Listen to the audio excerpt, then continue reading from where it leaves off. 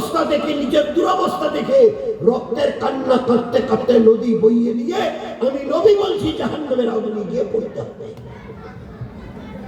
ইয়াদ করো ওই দিন তোমার ভয়াবহ পরিণতিটা। कोई बचाने वाला पूछने वाला नहीं।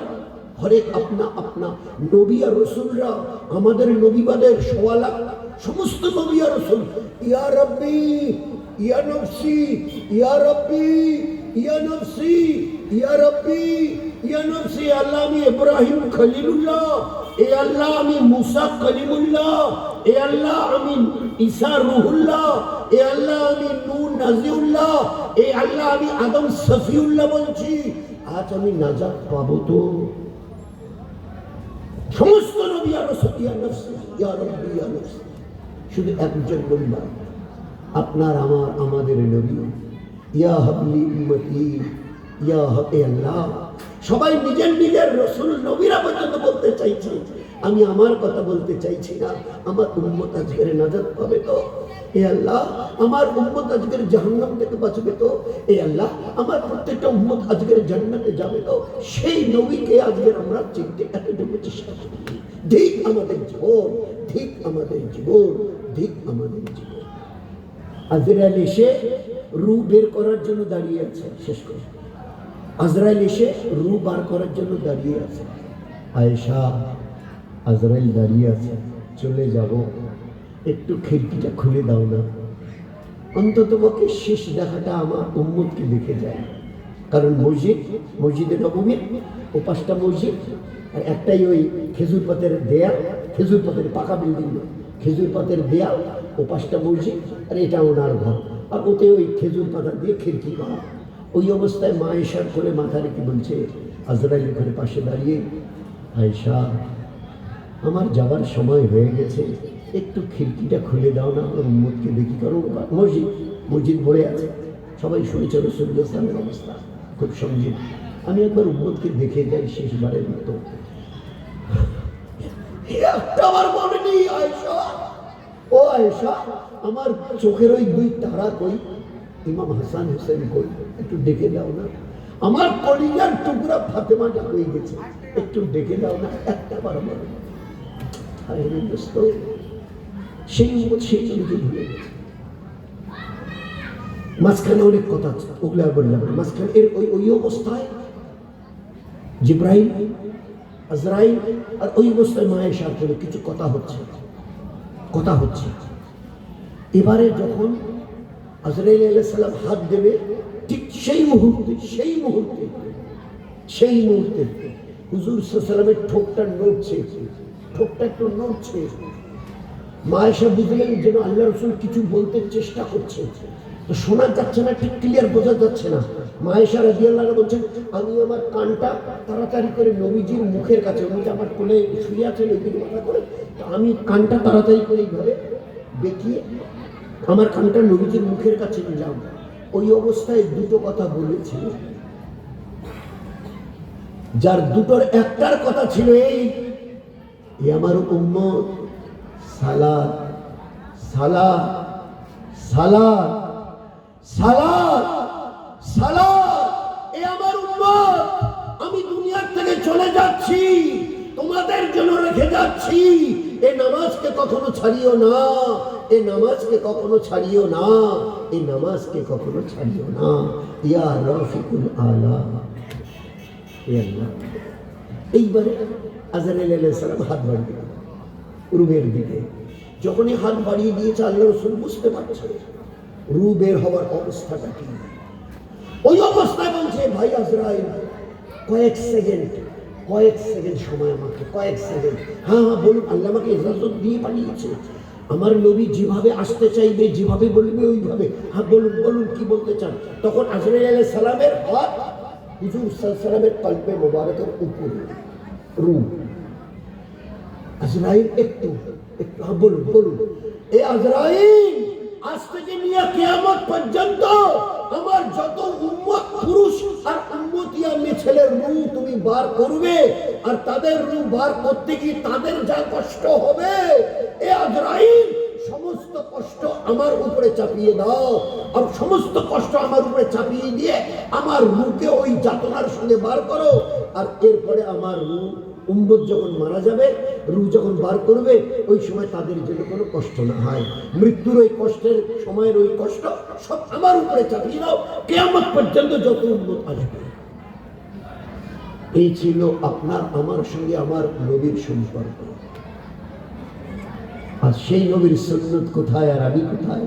সেই নবীর আনিত আল্লাহর পেয়ারা দিন কোথায় আর আমি তার উম্মত আছি কোথায়?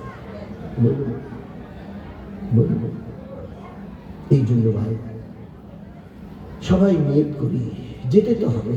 ডাকলে কারো কোনো রাস্তা খালি নেই, যে যেখানে থাকলে কারো ডাক এলে চোখ বন্ধ করে চলে যেতে হবে। এই জন্য কোন দিনকে যাবো তাও তো জানি না, যদি জানা থাকতো তাও না। একটা কথা ছিল, আমার বয়স এখন 22 চলছে, এখনো 20 বছর বাকি আছে। আমি খবর পেয়েছি 15 বছর, 10 বছর, 5 বছর বাকি আছে, তো খবর পেয়েছে। আছে কোনো খবর আমাদের কাছে? কারো কোনো খবর। আজ একটা জওয়ান তবকা আমাদের কিভাবে জীবন কাটাচ্ছে সবাই জানে। এদের জন্য খুব দোয়া করা, চোখের পানি ফেলে। বিশেষ করে মা বাপ, একটাবার বলিনি বেটা তোর বয়স 18, 20, 22 চলছে, 10 বছর পার হলে আল্লাহ নবী বলেছিলেন নামাজ তোমার জন্য ফরজ, রমজানের রোজা তোমার জন্য ফরজ। একটা নামাজ যদি নষ্ট করো তুমি জানো তোমার নাম কাফেরের দরজায়। কাফেরের দরজায় जानबूझकर नमाज छोड़ने वालों को कुफर से मिला देता है। যিনি শুনি এক ওয়াক্তের নামাজ বা নামাজ যদি ছেড়ে দাও কাফেরের দলভুক্ত করা হবে। বাইনাল আব বাইনাল কুফর তারাকাস সালাহ, বাইনাল আব বাইনাল কুফর তারাকাস সালাহ, বাইনাল আব বাইনাল কুফর তারাকাস সালাহ। ঈমান আর কাফেরের মধ্যে একমাত্র তফাৎ নামাজ। নামাজ থাকে তো এই দলে, নামাজ যদি না থাকে তো এই দলে। আমি আর নামটা উচ্চারণ করছি, আমারও দিনে লাগছে। কুফুর শব্দ কত সাংঘাতিক। একটা মুসলমান মুসলমানকে মুসলমানকে বলে দেখেন হে কাফের, পায়ের জুতো খুলে। সেখানে আল্লাহ রাসূল বলছে যদি নামাজ থাকে তোমার কাছে, চাই উম্মতের তুমি বৃদ্ধ হও, যুবক হও, যুবতী হও, 10 বছরের উপরে বাচ্চার বাচ্চি হও, যদি নামাজ থাকে তো ঈমানের দলভুক্ত, নামাজ যদি না থাকে তো কাফেরের দলভুক্ত। আমাদের বাড়ি এটা মুসলমানের বাড়ি, 8টা মেম্বার আমাদের বাড়িতে। আমরা বাবা আর মা, একটা মেয়ে, 22 বছরের বিয়ে হয়েছে, আর বাকি এখন 8 জনের 3, আর বাকি রইল এখন 5। যাদের বয়স 25 ওই দিকে। এরা যদি নামাজে না থাকে তো তোমাদের এটা মুসলমানের বাড়ি, আর মুসলমানের বাড়ি কাফেরের বাচ্চা। খারাপ কেমন ব্যাপারটা? মুসলমানের বাড়ি, অথচ এদের কোরআন হাদিস পরিচয় দিচ্ছে কাফের বিষয়। চিন্তা করা যায়, তোমাদের মুসলমানের বাড়িতে কাফের বসছে। লা ইসলামা লিমান তারাকা সালাহ, যার কাছে নামাজ নেই ইসলামে তার কোনো জায়গা নেই। There is no portion for him in Islam who does not say his salah. যে নামাজ পড়ে না ইসলামে তার কোনো জায়গা নেই। There is no portion for him, সামান্য পরিমাণ জায়গাও নেই ইসলামে। তুমি তো মুসলমানই না। কত সাংঘাতিক কথা, কত সাংঘাতিক। অথচ এই নামাজের ব্যাপারে আমরা ওলামা হযরতদের কাছ থেকে, মুফতি সাহেবদের কাছ থেকে কত শতবার শুনেছি। কি ব্যাপার তোমরা দৌড়াদৌড়ি করছো কেন? দুটো লোক বলে দুইজনে আমরা স্বামী স্ত্রী মিলেছি তো শরীর নাপাক। আপনাদের খগেনাটের এলাকা, শিশুবাড়ি এলাকার লোকের কি, আমার তো ভাই জানা নেই অতটা, আমার মাথা ভাঙার অতি না। স্বামী স্ত্রী মিললে গোসল করা ফরজ।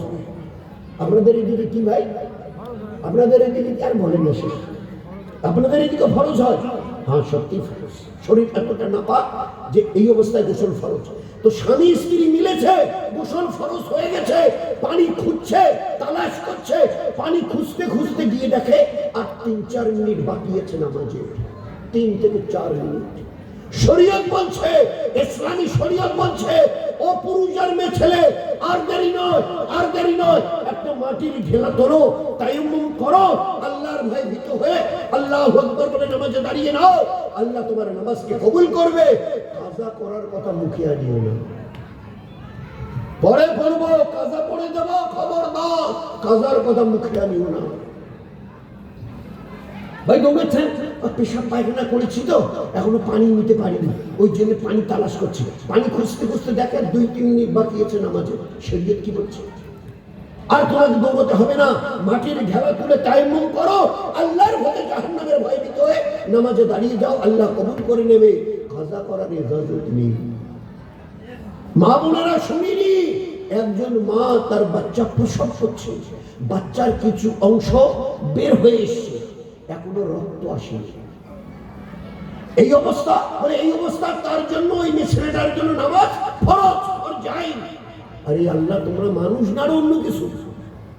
বেচারার মানে বেচারির মানে জান আশঙ্কা অবস্থা, বাঁচবে কি মরবে আল্লাহ জানে। লম্বা একটা নিঃশ্বাস ছাড়তে তুমি পাও না, আর তোমরা কোনো এই অবস্থায় নামাজ ফরজ? বলে হ্যাঁ শরীয়ত বলছে, আমরা বলছি না। বলে নামাজ পড়তে গেলে তো দাঁড়াইতে হবে, উযু করি নেবে, রুকু করি নেবে, সিজদা করি নেবে, বৈঠক করি নেবে, আত্মাহিত করি নেবে, কিচ্ছু করতে হবে না। শরীয়ত বলছে একে কিচ্ছু করতে হবে না। ওর হাতে একটা মাটির ঢেলা দাও, ও যদি নিজে টাইম করতে পারে ভালো, নয়তো তোমরা কাউ ঢেলাটা নিয়ে, ও তো শুয়ে ওই অবস্থায় কাতরাচ্ছে, বাচ্চা একটু প্রসব বেরিয়ে এসছে, তোমরা একজন কেউ তাকে তায়াম্মুম করিয়ে দাও আর তাকে বলো, চাচি বুবু বুবু আপনি চোখের ইশারায়, এই চোখের পাতার ইশারায় নামাজটা পড়ে না, মাপ নেই, কাজা করার ইজাজত নেই, পড়ার কোনো হুকুম নেই। এই অবস্থায় শুধু চোখের পাতার ইশারায় নামাজটা আদায় করবে। সেই নামাজের সঙ্গে আমাদের কি ব্যবহার হচ্ছে? এই জন্য ভাই, এই মাদ্রাসাগুলো যদি না বাঁচে না, আমাদেরও বাঁচার কোনো রাস্তা থাকবে না।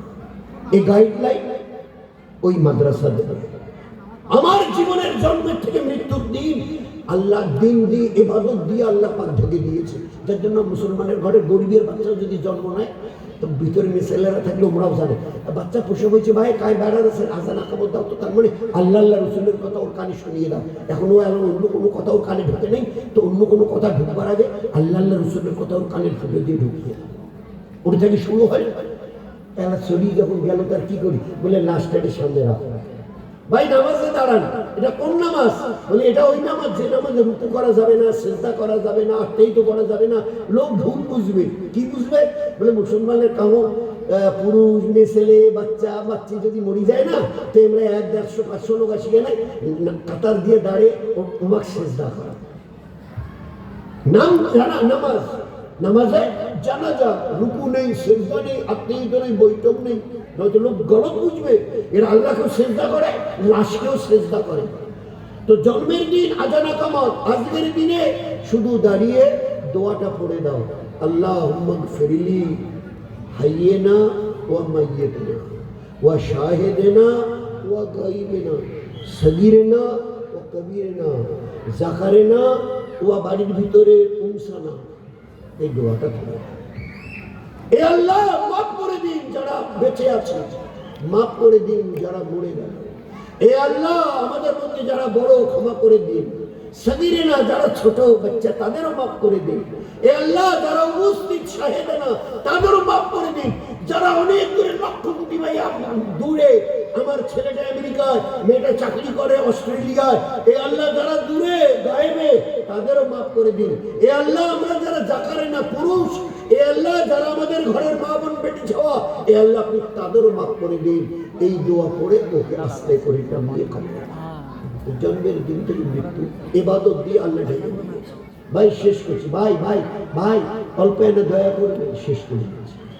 এই জন্যে এর রাহাবাড়ি রাস্তা এই মাদ্রাসা দেখাবে। এ রাস্তা দেখাবার জন্য আল্লাহ ইলম দিয়েছেন। আমাদের দয়ার নবী বলতেন, আল্লাহ দুটো জিনিস আমাকে দিয়ে নবুয়ত দিয়েছেন, হেদায়েত আর ইলম। হেদায়েত আর ইলম, হেদায়েত আর ইলম। ইলম রাহাবাড়ি করবে গোটা জীবনটা, জন্মের দিন থেকে মৃত্যু পর্যন্ত কি করে চালাবো। প্রতিদিন আমার এই 3.5 শরীরটা যখন যেখানে যে অবস্থায় আছে, আল্লাহর হুকুমকে নবীর সুন্নাত তরিকা দিয়ে তোমার থু ফেলতে হয়, এটাকে ইবাদত বানাও। আল্লাহ যে বলেছে আমি ইবাদতের জন্য পয়দা করেছি, তা ছ্যাপ ফেলবে, এটাকে ইবাদত বানাও। নবীর সুন্নাত তরিকায় ফেলো। পেশাব পায়খানা করবে সুন্নাত তরিকায়, ইবাদত বানাও। রান্না করবে, বাড়ি ঝাড়ু দিবে, সুন্নাত তরিকায় করে ইবাদত বানাও। চুল চিরুনি করবে, নবীর সুন্নাত তরিকায় করে ইবাদত করো। হাত পায়ের নখ কাটবে, সুন্নাত তরিকায় এটা ইবাদত করো। জুতো পায়ে দিয়ে খুলবে, নবীর সুন্নাত তরিকায় করে ইবাদত করো। তোমার জীবনের 24 ঘন্টার একটা কাজ দেখাতে পারবে না যে কাজটাকে আল্লাহ ইবাদত করে। শুধু জানবার দরকার। এই জন্যই মাদ্রাসাগুলো সবার কাছে হাত জোর করে আমি অনুরোধ করছি, এই মাদ্রাসাগুলো যদি হায়াত পায়, প্রাণ পায়, বেঁচে থাকে, তো উম্মত বেঁচে থাকবে। আর যদি এর মুরতায়ের যদি জানাজা তৈরি হয়, তো জেনে রাখবেন গোটা দুনিয়ার উম্মতের জানাজা দুনিয়ায় তৈরি। এই জন্য আমাদের সবার জন্য জরুরি, কি করে এই মাদ্রাসাগুলো দুনিয়াতে টিকবে, কি করে টিকবে।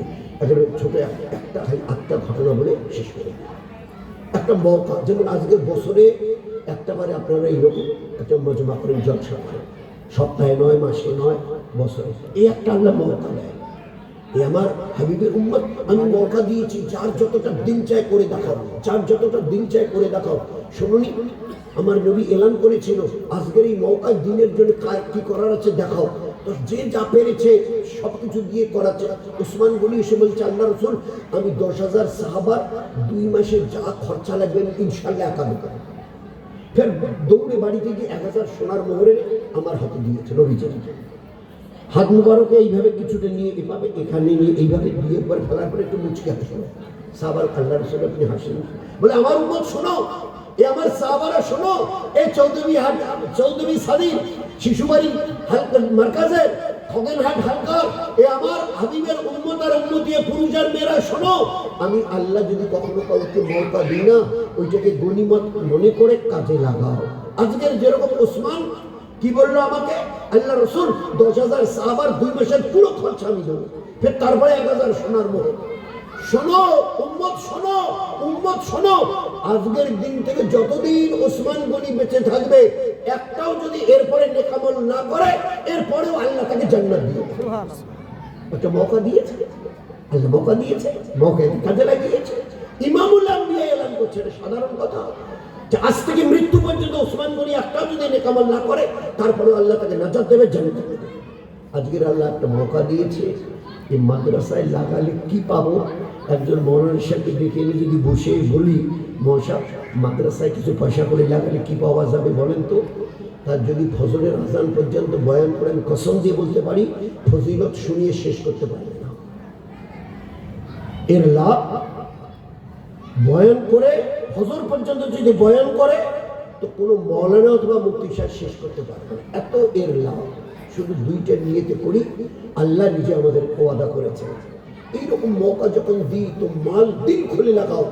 ইউরবি সাদাকা, তোমরা যদি এইভাবে সাদাকা করো, মাল লাগাও, ইউরবি, আমি কথা দিলাম, ওয়াদা করলাম, তোমাদের মাল বাড়িয়ে দেবো, আমি তোমাদের মাল বাড়িয়ে দেবো। নবীজি কি বললেন, ইন্নাকা সাদাকাতু তারাদ্দুল বালা। আল্লাহ ওখানে কি বললেন, ইউরবি সাদাকা। নবী কি বললেন, নবীজি কি বললেন, ইন্নাকা সাদাকাতু, সাদকা যদি করো তো নিশ্চয়ই তার রদ্দুল বালা, আনেওয়ালার সামনে বড় বড় মুসিবত তোমার সামনে আসতো। এই সাদকাকে কবুল করে আল্লাহ বড় বড় পাহাড় পরিমাণ মুসিবতকে আল্লাহ পাক ঘটিয়ে দেবে। তো সেই জন্য একদিকে আল্লাহর ওয়াদা, মাল বাড়বে, নবীজির ওয়াদা যে তোমার মুসিবতকে আল্লাহ সরিয়ে দেবে। এই জন্যে এই মাদ্রাসাগুলি যাতে সেইভাবে চলে, যার যতটা দিন চায়, 2,000, 5,000, 10,000, সেগুলো কোথায় গেলাম, বোধহয় নগদ